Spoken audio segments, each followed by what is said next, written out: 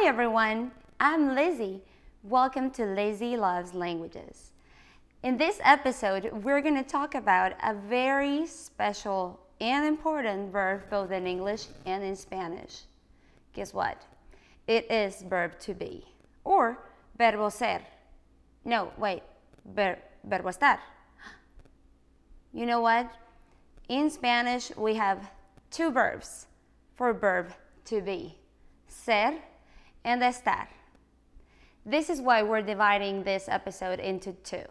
It is very important that we study and that we memorize the conjugations of both verbs. Are you ready?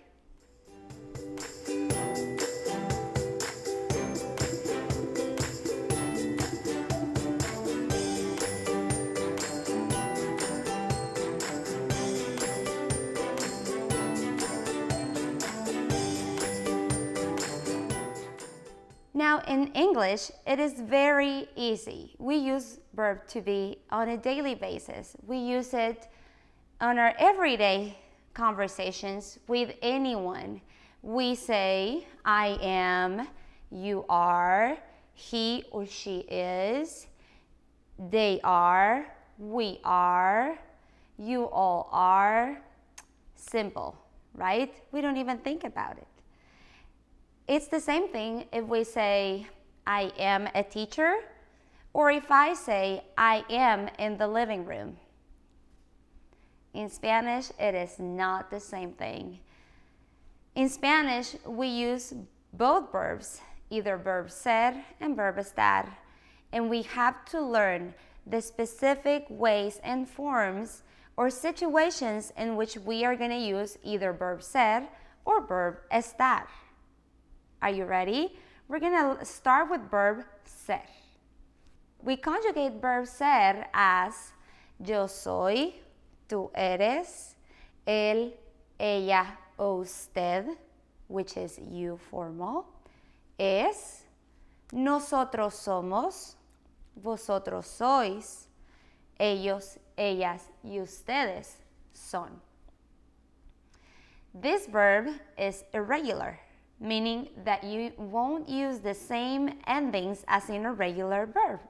But don't worry, it is a very simple conjugation, and you can always go back and study the endings or the ways you conjugate with each pronoun. How are you gonna know when to use verb ser and when to use verb estar? Well, I am gonna teach you an acronym so that you can understand the specific scenarios in which you're going to use verb ser. This acronym for verb ser is doctor.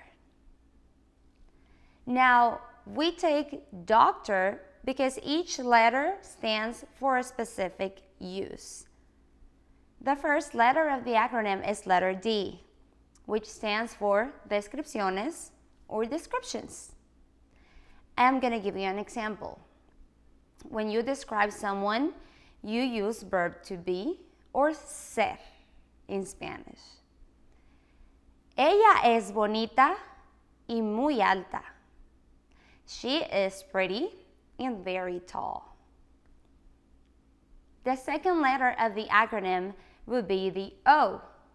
The O stands for occupations or ocupaciones o trabajo. Jobs. For example, you are a doctor. Tú eres doctor. Juan is an attorney. Juan es abogado. Yo soy maestra. I am a teacher. The third letter on the acronym will be letter C.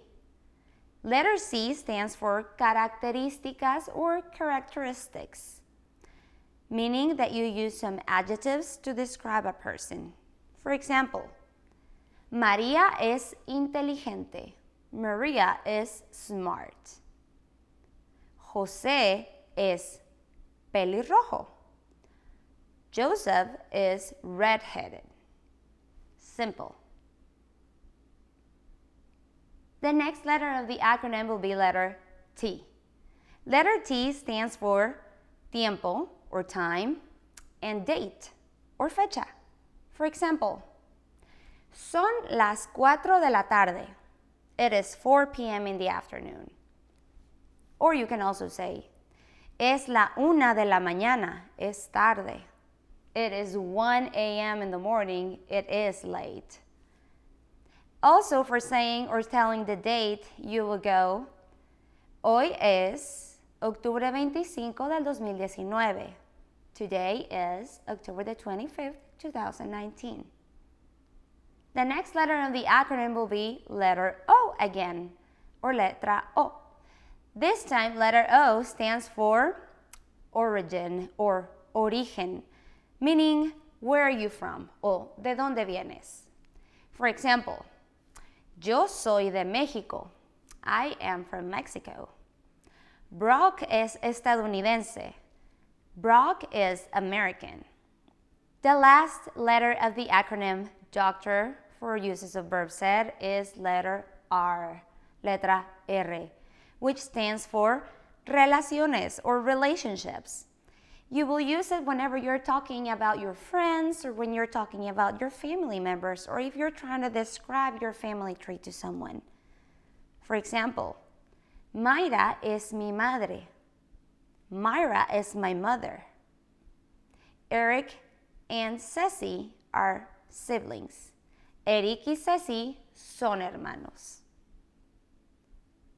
Now you know what each letter on this useful acronym stands for. Are you ready for a small recap? Let's do it.